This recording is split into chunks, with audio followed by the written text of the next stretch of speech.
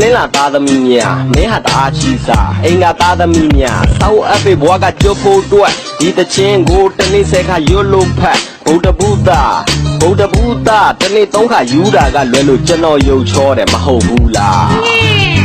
ဘာမှမတွေးလှုပ်ချင်ရစွတ်လှုပ်တတ်တဲ့သားသမီးတွေကကြာတာပတိသားသမီးများဘယ်သွားရန်ကိုနောက်ကျတတ်တဲ့အတွက်ကားတစ်စီးများနောက်တစ်ချက်ကတအားကြီးများသူတို့တွေအနားမှာရှိမယ်ဆိုရင်နားကြီးကြတယ်ကြာတာပတိသားသမီးများပဲဖောက်ရဖောက်ရအရန်ကိုခောက်တာဘယ်သူမှမဟုတ်ဘူးအဲ့ဒါပေါက်ကြနောက်တစ်ခါထပ်ပြောမှဖြစ်မယ်အရန်ကိုခောက်တာဘယ်သူမှမဟုတ်ဘူးအဲ့ဒါပေါက်ကြယူနေလို့ပါဗျာ စနေသားသမီးများအနေထားအရာပြောမယ်ဆိုရင်တော့ဒီနှစ်မှာပဲသေမှာမြန်သေတန်းစီသေအကုန်သေမသေရင်သေအောင်ရရလောက်တတ်မှာသေ